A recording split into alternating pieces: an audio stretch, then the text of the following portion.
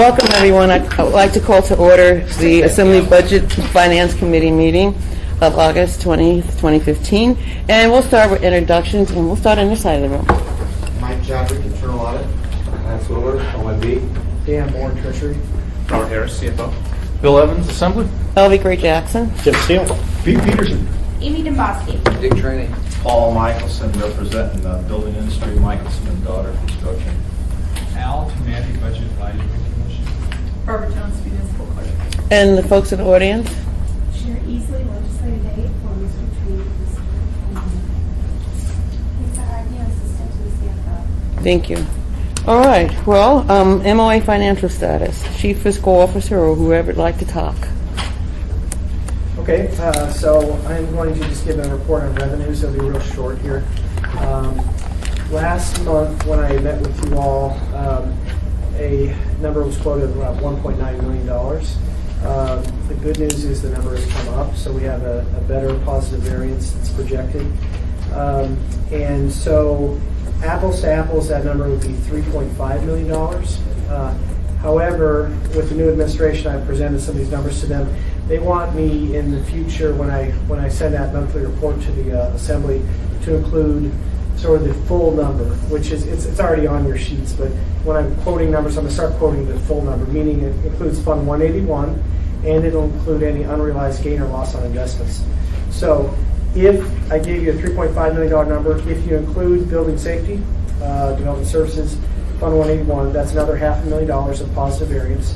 And if you include unrealized gain loss, there's a positive unrealized gain of $300,000. So the total number, the full number, is $4.3 million for all the 100 funds that exist in the city. Dan, if I can interrupt you, Yes. what did you say the 181 fund was? That's development services. No, I know what that is. Oh, What's how the much? dollar amount? $500,000. Thank you. Positive variance. Yeah. Thank you.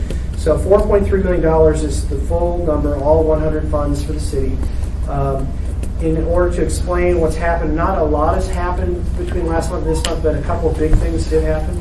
So the biggest positive variance was the Port of Anchorage. They pay a MISA payment, which is a Municipal Enterprise Service Assessment, based, I guess, on how they valued the plant last year, and there was some subsequent revision of that number. It actually changed the calculation of their MISA, which was another $1.5 million of payment to the city.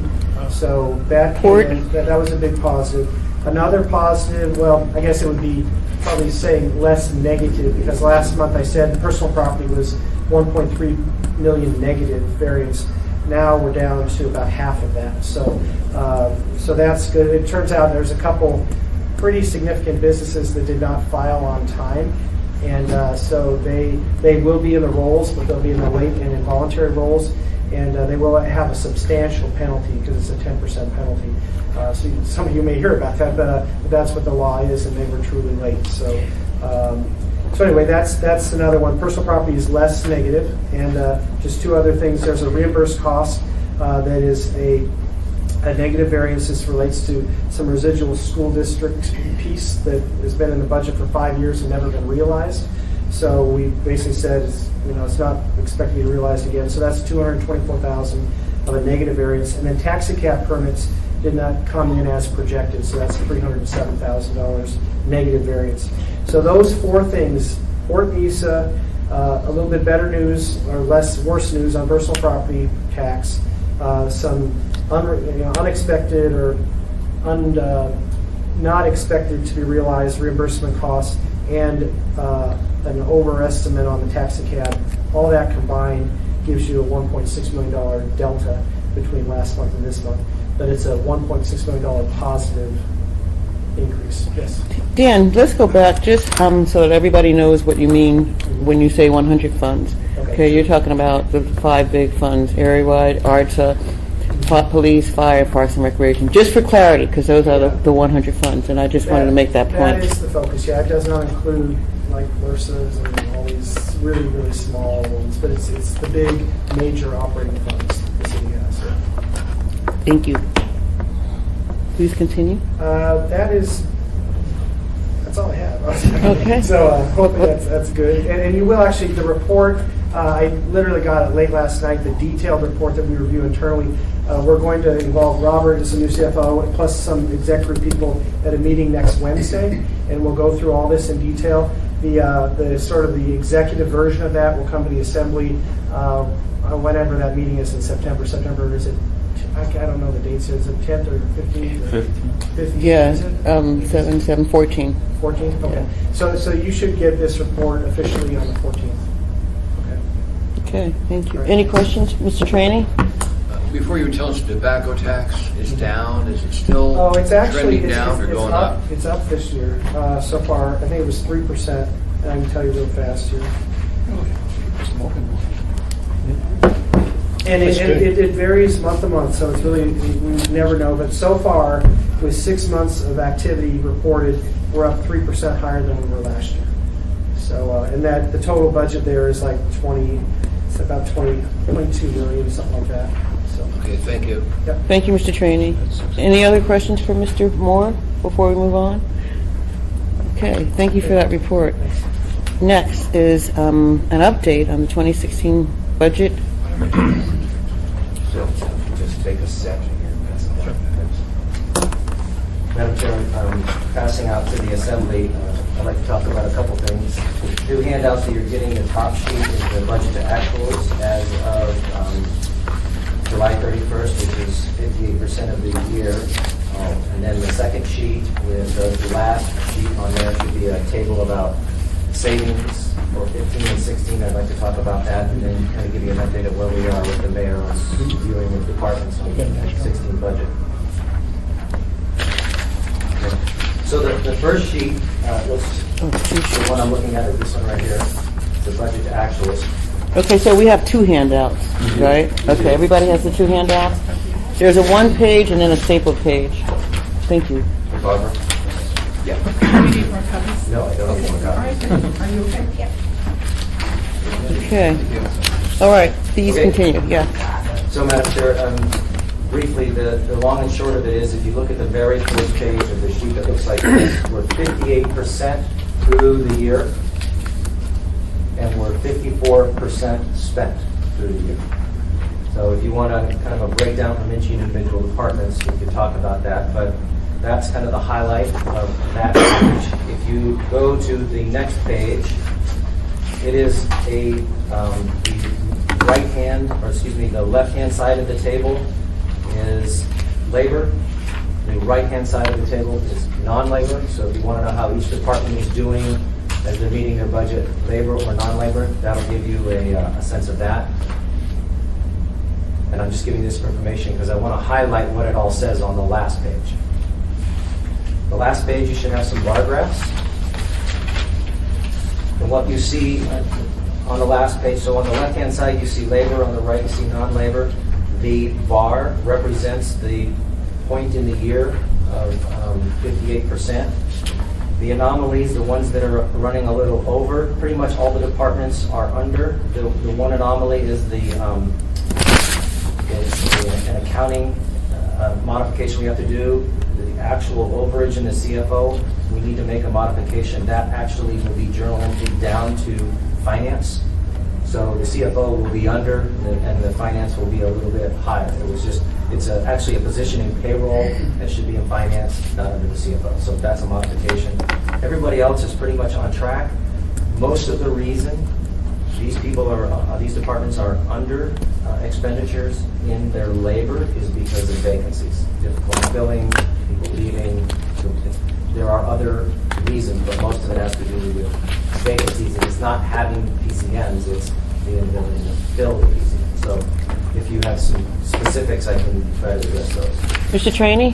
What's our vacancy factor right now as far as, do we have a freeze or not, or want to know where we're going with the collective vacancy? So there is no freeze on the hiring. As far as the vacancy factor percentage, I don't know, Mr. Trainee. It varies among departments. Okay, because in years past, we would hear we got a huge vacancy factor, but it was designed to be that we reduce the cost. Vacancy factor is designed as part of the 2015 budget. Okay.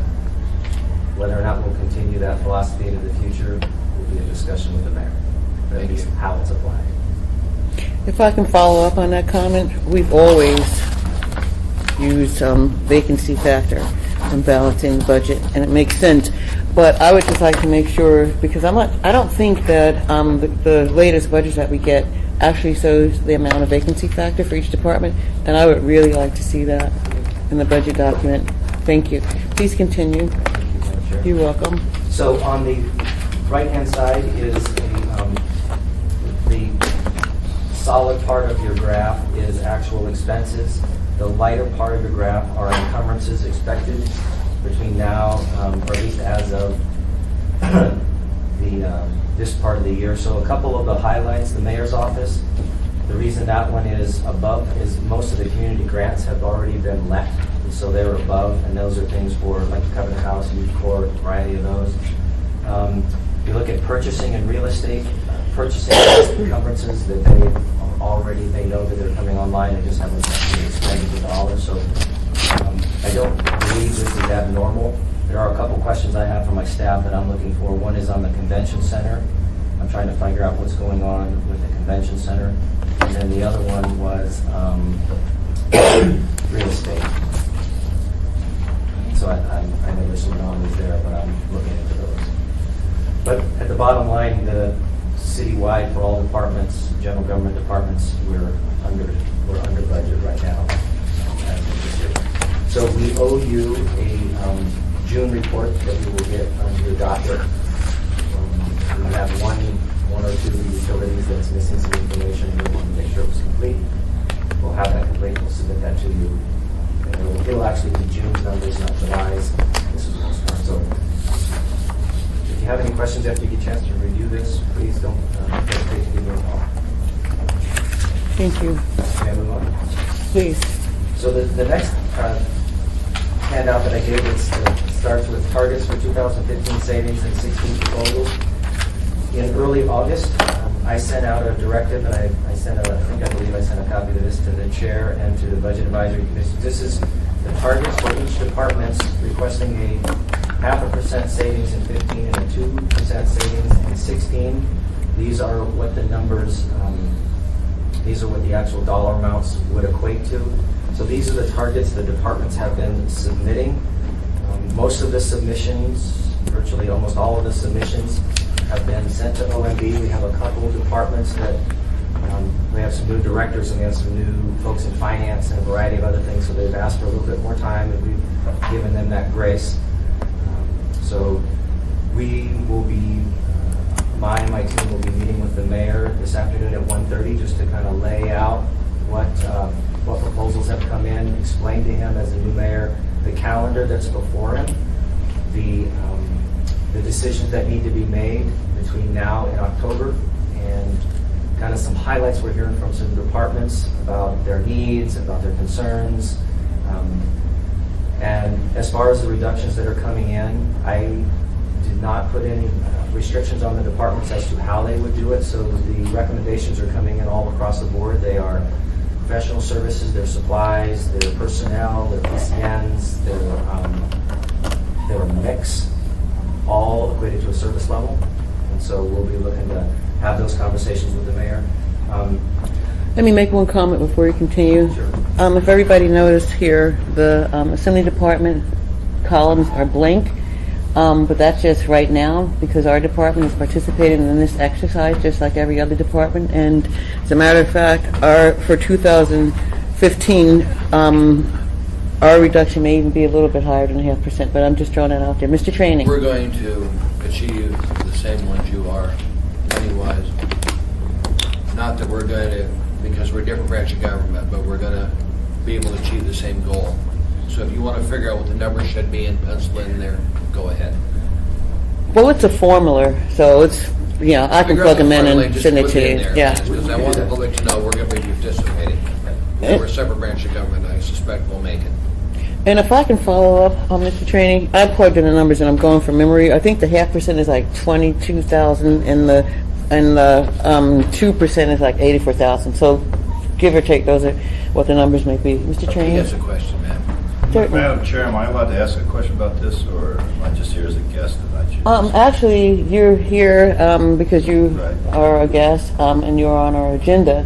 But if you have a question, I will be happy to allow you to ask that question. It's just, Lance, on the community development, Yep. I see in 15 you're asking for a 5% deduct, which is equates to 72,195, and in 16 you're asking for 2%. That's here, of percent. 288,780, which is a position basically. Oh, yeah.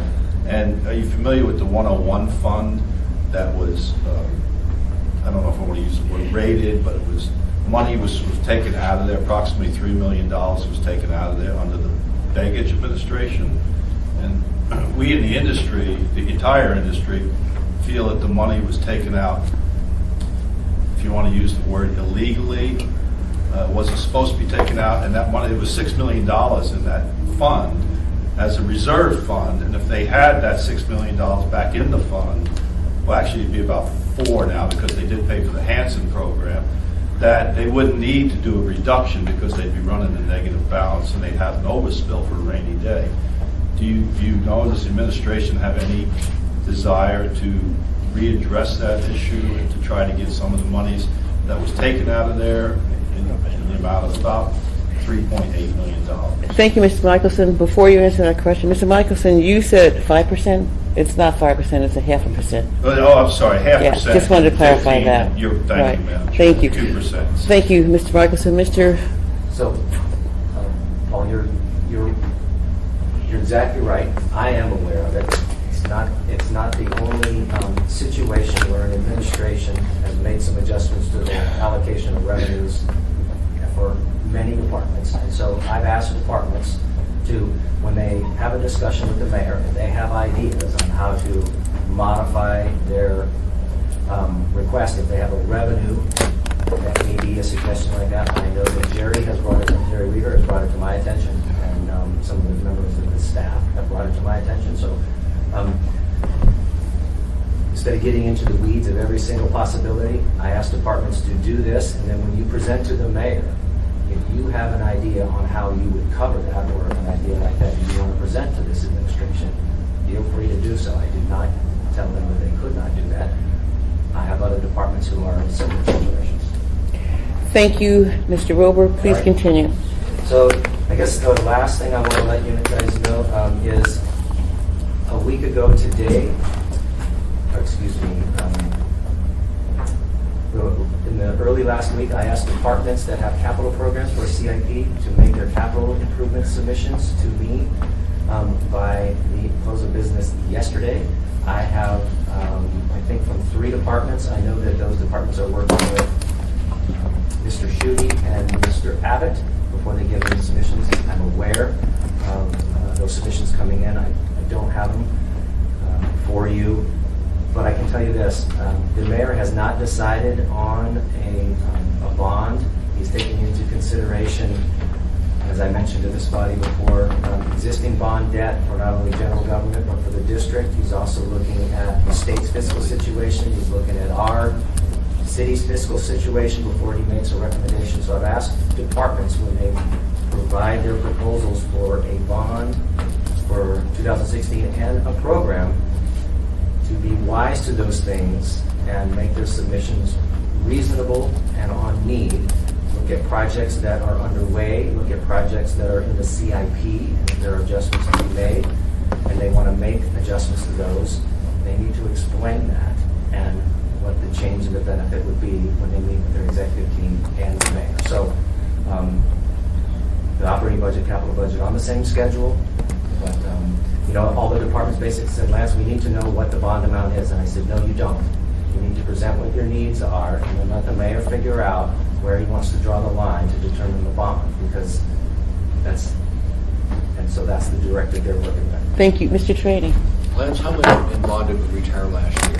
35.6 million in general government, 8.1 or something like that in the district. Okay. Because I think some assembly members may have some bond issues they want to bring forward also, so talk to us about it, because some of the departments may not know some of the bonds we'd like to see come forward, and we'd like to talk to you early in the process. Okay. Because I don't want at the summit meeting for us to come up with a bond and try to add it, something you guys don't know about. I'd like to let you guys know ahead of time. Thank you, Mr. Trainee. Please continue. So I guess the last item, I just want to let you know, the mayor will begin his meetings with department budget starting today. He's meeting with me first, and then the mayor's office, the manager's office. He'll be meeting with finance, treasury, and the CFO early next week. The purpose of that is to give the mayor a perspective of time and what he has, what the current situation is, and then as he hears comments and needs and requests from departments, he sort of has a perspective. He can do with that what he wants. And then at the end of the day, and we're going to put the utilities at the end. We're really trying to group everyone together. So as example, it'll be police, fire, and health and human services back to back to back. So he gets a perspective of public safety issues all in one block. We will be concluding on September 1st with those meetings. And then after that, we will be working at ORB to run IGCs. And then we'll be putting together in September, we'll be putting that budget together for the Assembly's consideration. Thank you. Mr. Trainee, any questions? I had one comment. Mr. Moore. I did mention, also I've been focused on year-to-date 2015 and then projected revenues for 2015. There also is the 2016 budget and those budgeted revenues, and we did provide our best projection of those to OMB very recently. By the end of August, or maybe it's September 1st, there's that code requirement, the 120-day rule for preliminary revenues for 2016 and I think preliminary capital budget. So that all folds in, so I just want to let you know we're coordinating on the revenue side. So. Right, and there's also a requirement that we have a preliminary, are you talking about the preliminary budget Yes. that's due Yeah. like September September 1 1st, or 2, yes, the September 1st. 2nd, okay. Well, first or It's second, whatever the but 120. before we get the full budget. Okay, thank you for mentioning that. And if you will, Mr. Wilbur, can you just talk a little bit about the budget shortfall that we Sure. face? Because I don't think it was presented to this committee before. Okay, Thank thank you. you, Madam Chair. You're welcome. So one of the first items that we did before we sent out this request for departments to give us some of their options, we looked at, when we build the 2016 budget, we look at our revenues and we look at our expenses. For the continuation of 16, we take the existing labor pool, we add the contracts, the benefits, and we get an expense. We look at the projected, or the existing revenues, and if there's going to be any modifications in the revenues. There are a variety of slight modifications, and Dan mentioned some, but the two big ones are revenue sharing. We went from literally 13 plus million to 9, so it's about a $4 million shortfall. And then ML&P traditionally has given us a dividend. We look back 10 years, and they've given us a dividend, and we use those dividends to support municipal services. Literally a dividend, as I understand it in simplistic terms, we are stockholders in a utility, and there's a dividend return on that business that we own. We're taking that dividend, rolling backing in, and helping support the service of the community. That amount is going down due to a court litigation, which is being challenged. But that's a $7 million number that we were looking forward to, but won't be available to. So a combination of $11 million. So with that, instead of looking at only, we started to think about how are we going to accomplish that $11 million shortfall in 2016. So we asked departments to look at their expenditures and start saving in 15. We might be able to use that in fund balance to help us support 16, and then asked us to save in 16 to get to the other 9 million. So 0.5% in 2015 is roughly 2 million plus. 2% in 16 is about 9 million plus. It's budgeting, and so that's how we get to the 11 million. That is the reason. That's the situation for the $11 million revenue that we don't have. Thus, the instructions for this. Thank you, Mr. Trainee. Liz, I heard talk at one time about looking at the fines that APD charges for various offenses. Are they going through the fine schedule? Because that's been updated in 4 or 5 years. So, Because we'd like to get it in place if we're going to, so we can count it for next year. So it's got to be brought to us before we do the budget. Madam Chair, if I could, Mr. Training, yes. So what we've asked the department to do, because we asked them to look into that. I don't know if they will. I if you don't recall if it's actually in the submission. But two things we are looking at. One, there are some fines and fees that we can modify locally, and some of them we can't do because of state law. So we need to divide which ones we could control and which ones we can't. Focus on the ones that we can, and then the chief, the new chief, and the mayor will then look at whether or not they want to propose those and what that potentially would be. Okay, can we tie it to the cost of living index, like we do the tobacco tax, so it goes up automatically?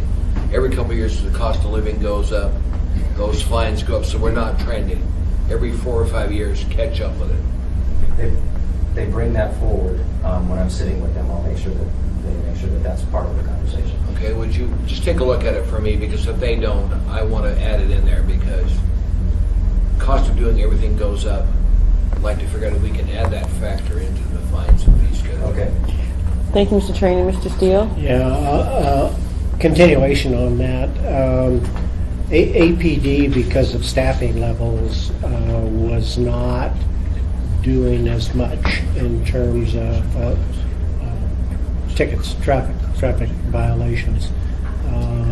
And nothing has changed in terms of staffing levels, so I don't expect that's going to go up any.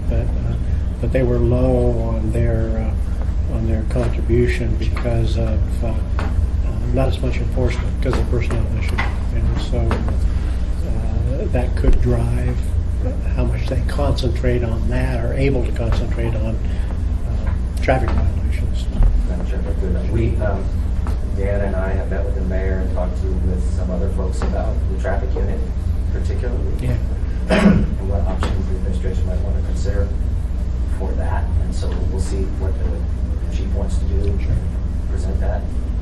But we'll talk about that. Yeah, it's just prioritization. There are certainly things that are more important than that. Thank you, Mr. Steele. Mr. Wilbur, did I hear you say that the administration is going to appeal RCA's decision in regard to MLMP? I know that they're looking into whether or not they have some legal counsel looking at the decision. Okay, so they haven't made a decision to appeal it yet. Okay, that's okay. I appreciate the response. Please continue. That's all I have. Thank you. Okay, well, thank you very much. Any questions from anybody? Okay, so, Presentation. Mr. Steele? A good presentation, a good display, very, very clear. So. Can I have somebody make a motion to change the order of the day so that we can take up number 5 before number 4? And the reason why is because I think it would be a good segue to let Mr. Tamagi talk about what the Budget Advisory Commission has done in terms of the report that they presented to us on property assessments before Mr. Michelson talks. So if somebody can move to change the order of the day so that we can take up 5, that would be good. Thank you. Okay, so we're going to take up any objection to changing the order of the day? Thank you. Great. Okay, so we're going to do number 5 first. Report from the Budget Advisory Commission. Mr. Tamagi. Yes.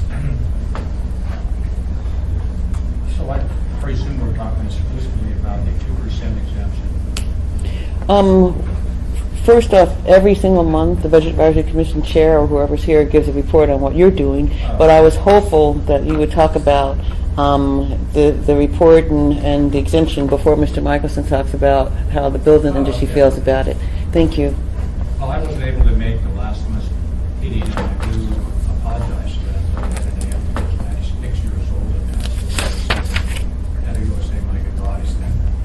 And what we are doing is at our next meeting in September, we're going to primarily a planning session to decide what we're going to do this year. Get a little more organized, enhance our process, and getting information. We're going to be doing that. And so that's primarily what our plan is for the month of September. In regards to the report that we had prepared in December of last year, listing out the tax exemptions, that report have been completed and have been presented. So I think perhaps there might be a few follow-up questions and appearances from the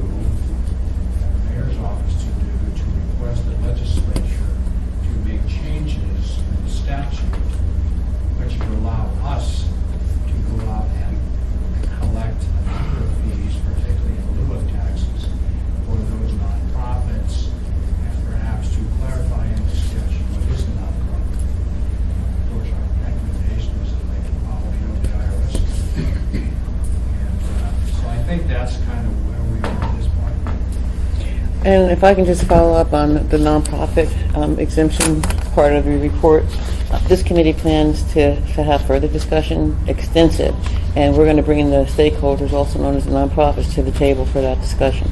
So, and that'll probably happen, hopefully, in our meeting next month. Thank you. And can you talk a little bit, just briefly, about the sprinkler exemption and what the Budget Advisory Commission had to say about that? And then we're going to go on to Mr. Michelson and his comments. Well, I think what we have done in our report is that we noticed initially that there was a 2% exemption for the construction of buildings off the assessed value of the building itself,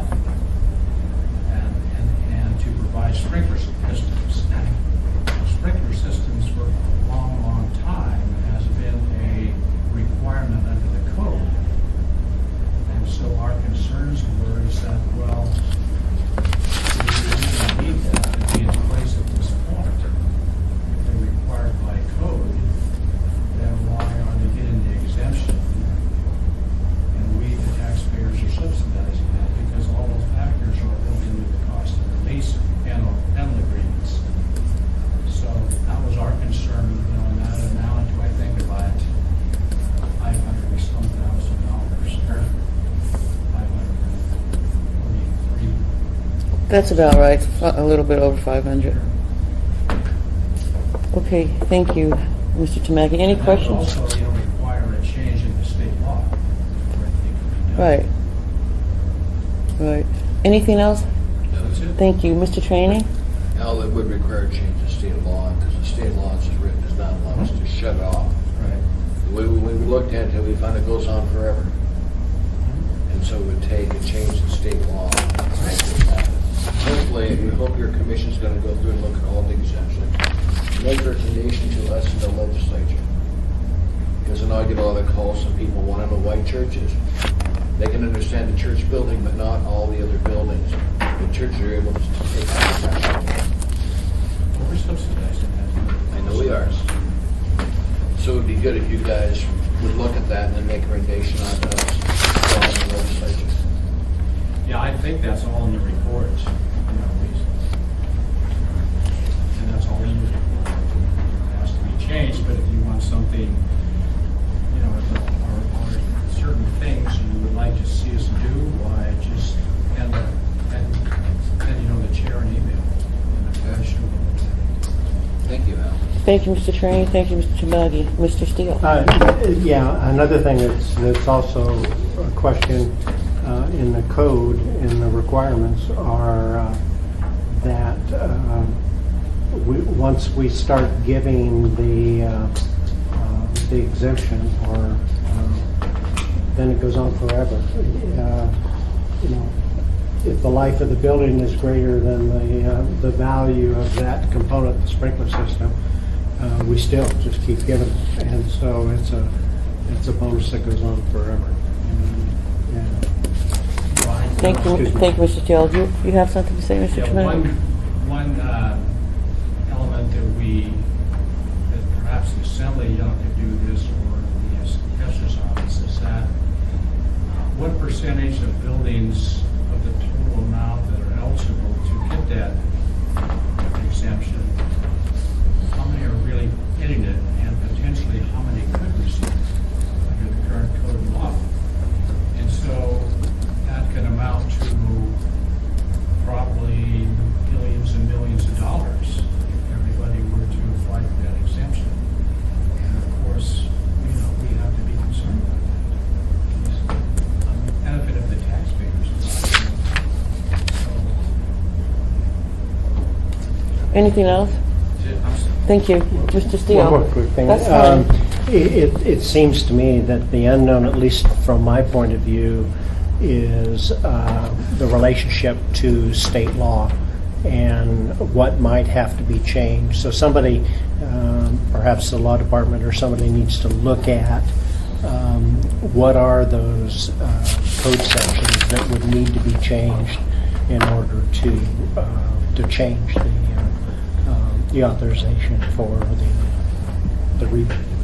Thank you, Mr. Steele. Ms. Dombrowski? I think if we bring the Budget Advisory Commission's report back up, I think they had it all copied and put in their controlling report. The state law too. Thank you, Ms. Dombrowski. So before we go on, I just have a few comments to make. And Mr. Tamagi mentioned getting the percentage of the number of folks getting the exemption already and how many could receive it. And if I remember correctly, property appraisal said that they really would have trouble right now getting that information because of the common system, which is the property appraisal system. It's so outdated and old, they just don't have the ability to do that. That's what I remember. And hopefully one day soon we'll have that system updated because it really needs to be. It's really, really old. We've had several meetings on sprinkler exemption, and we have property appraisal here talking about it and providing information to us. We also have the fire marshal here, and one of the fire marshal's issues was she really thought that we need to work with the state to find a way to provide some incentive so that everybody's household will be required to have a sprinkler. And like Mr. Steele said, in terms of ending exemption would take a whole lot of years in order to reap the benefit of the cost that you'll be saving. So that takes a long time. But we've had extensive conversations with property appraisal and the fire marshal. With that said, Mr. Michelson, Mr. Evans thought it would be a good idea to invite someone from the industry and to hear what you had to say about it. And with that said, you have the floor, Mr. Michelson. Madam Chair, thank you. I didn't know why I was coming here. I tried to find out at first. But as I listened, I'm going to try to condense about 5 to 7 years of work into 15 minutes. Okay. Our industry and I was very instrumental in getting legislation passed in Juneau that deferred mandation of sprinkler systems in 1 and 2 family dwellings. There's a lot of argument that goes on with the fire departments across the country and the local jurisdictions as to the necessity of fire sprinklers. We're talking about, you brought up residences. I think he's talking about commercial. Mr. Chamagi is talking about commercial buildings. I'll give you an example. On a commercial building, I built one for an insurance agency, and it was built under the code in a 1 hour building design with the appropriate amount of exits and stuff, so it did not require a sprinkler Right. system. Before you continue, Mr. Michelson, let me just make it clear why you're here.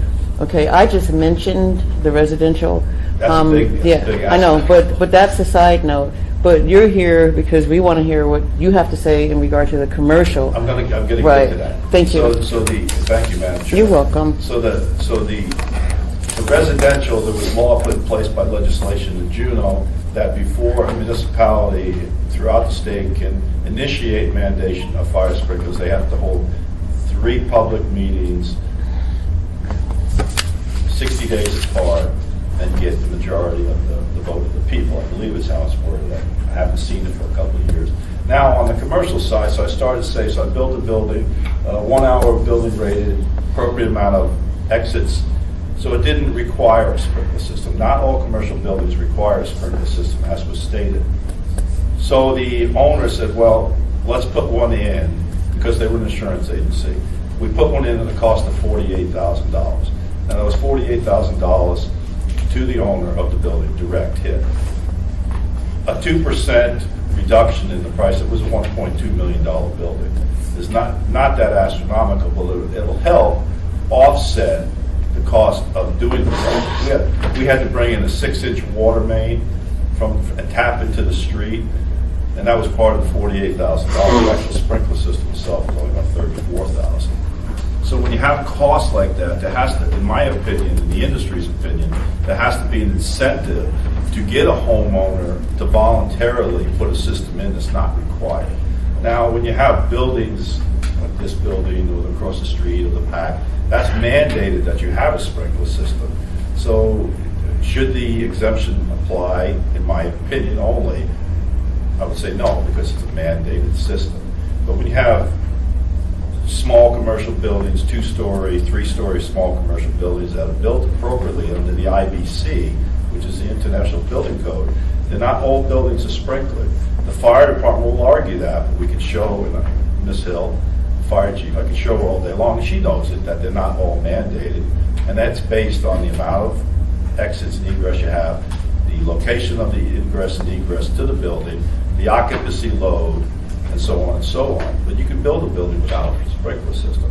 So if an owner elects voluntarily to install a sprinkler system at the cost that they're coming in at, I think there should be, I think the industry agrees, there should be an exemption to encourage those to protect the public and put the system in.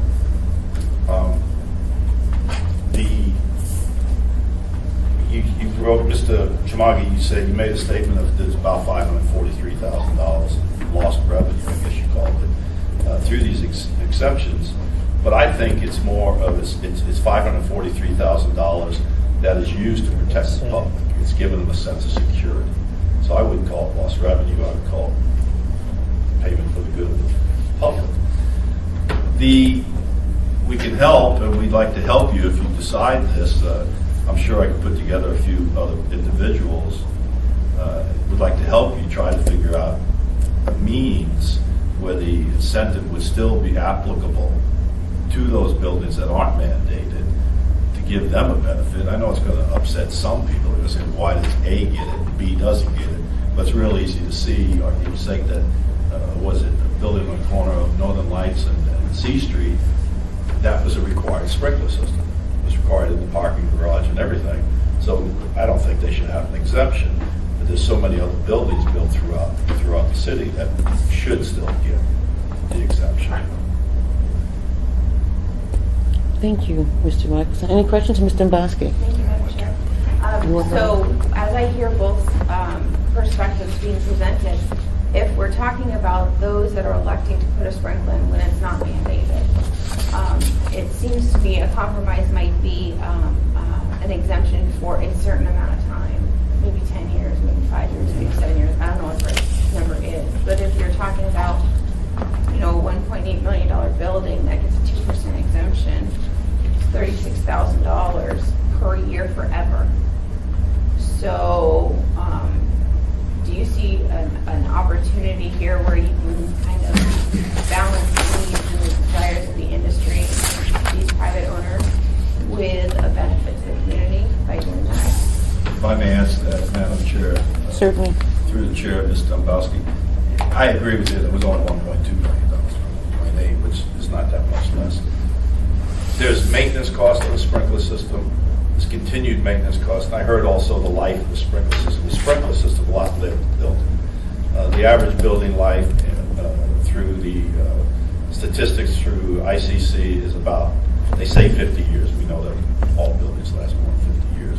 I would agree with you if you're going to, instead of deleting it altogether, if you put a 10-year cap on it, a 10-year cap, I think would more than offset it. It would also, yes, I think a 10-year cap would be adequate. I think I can get support for that. Thank you. Thank you, Mr. Dombrowski. Mr. Steele? I think there's also an incentive for people to put in sprinkler systems, as you said, when they don't have to, because it also increases the renter pool, who they can rent to, like the charter schools and things like that. If the charter school goes into a building, there has to be a sprinkler system, and there are other uses, I suspect, that also have that requirement. But I think it's not just a safety issue; it's a marketability issue as well. Thank you, Mr. Steele. May I comment? Certainly. Through the chair, Mr. Steele, that is correct. For certain occupant loads, it's an incentive to the property owner to have a sprinkler system. And you can say charter schools, small schools, agent-in-place facilities, home care facilities, they all require the mandation of a sprinkler system. And that would be, but it also, if you could give an incentive, it would also give people that have arguments like a fourplex and they want to change it into an agent-in-place home, it would give them the incentive of doing that because they're getting at least paid for their sprinkler system. Because sprinkler systems, when you do a sprinkler system, it's not just the pipes and the pumps, but when you have to put a 4 to 6 inch water main off a main tap, you had to do one out here in Ninth Avenue, it costs you $45,000-$50,000 just to do the tap. Yeah. There's also an insurance benefit, isn't there? Insurance, I was hoping you brought that, if I may. Certainly. We found out through most of our work, and also at the National Association of Home Builders, I found out that most insurance companies do not give a discount for having a sprinkler system. It's a falsality for people to think that, because there's premature discharge on the sprinkler Damage, system, yeah. and water damage is actually, as your husband would tell you, is more detrimental than the fire itself.